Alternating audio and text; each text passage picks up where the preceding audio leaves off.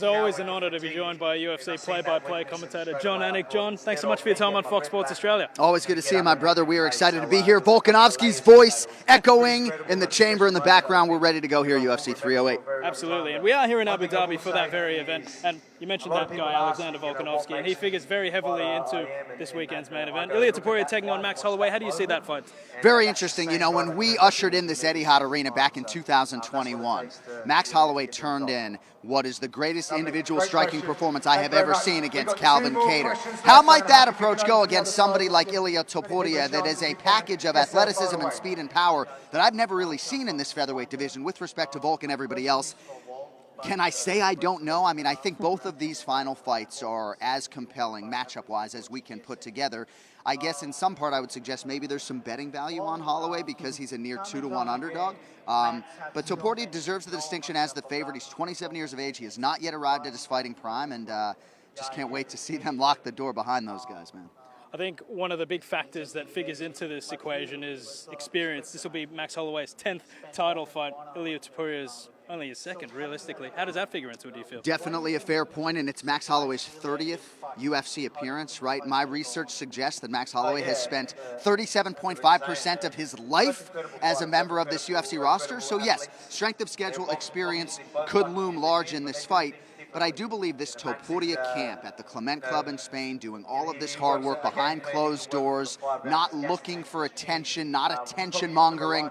I feel like they've done a lot of the right work, and I'm not sure that the experience equation is going to be what fails them here. I think Max Holloway might just be the better guy, and obviously all of the words will give way to action here shortly.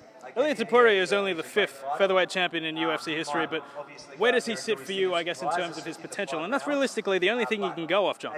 Well, it's just hard. It's a murderer's row, and Joe Rogan, my dear friend and broadcast partner, always is fond of suggesting that the modern-day mixed martial arts athletes, the champions and the fighters who are competing right now, are the greatest fighters of all time. So when we watch what Topuria has done, even though he has not fought the murderer's row that Max Holloway nor Alexander Volkanovski has had, in terms of potential, skill for skill, he could beat you anywhere. So yes, he has the potential, but given what Alexander Volkanovski did in going from like 3-1 to 25-1 during the heart of his prime, I think his resume, the 3 wins over Max, I just feel like you're going to have to win 9 or 10 fights to be in that Volk conversation, and I'm not sure Topuria is going to be able to do that, but we'll see.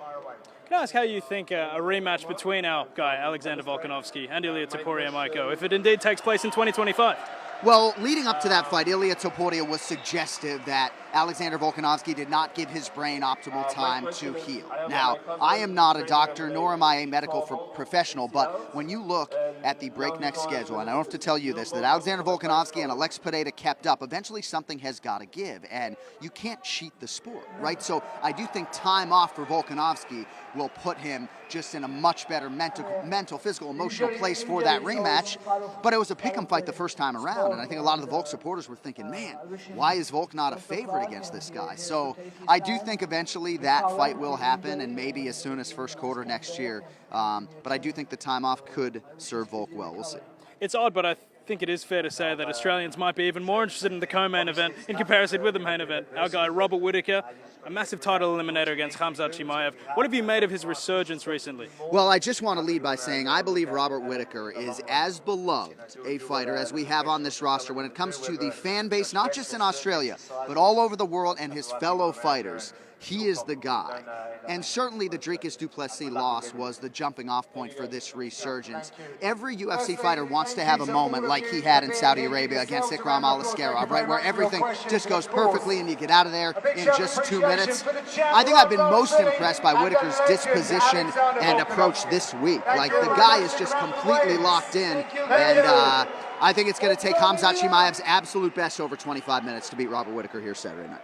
And the thing about Rob as well, you mentioned his disposition and his attitude. This is the attitude with which he has carried himself throughout his entire career. And I think it's endeared himself not only to the Australian public, but to the fans worldwide. The fact that he is so humble and hardworking, that he embodies the Australian spirit. There's no doubt about it. And I also think that he has always had a maturity maybe that has belied his years, right? But 5 children, right? And having to go through all of that and balance that, and he's got a great support system at home. I think he's been buoyed by that. Like Max Holloway, part of the reason he has resurged is because he's in love with his wife, right? So I think Whittaker is just in maybe the best place of his career, and I think a Duplessis rematch is actually wicked competitive. So first things first for Robert, but if he can produce a big result here, we might see him come February. You just never know. Well, we hope it indeed all goes his way. Jon Anik, always so gracious with your time. Thanks for your time on Fox, mate. Absolute pleasure. Enjoy the show. Thank you, guys.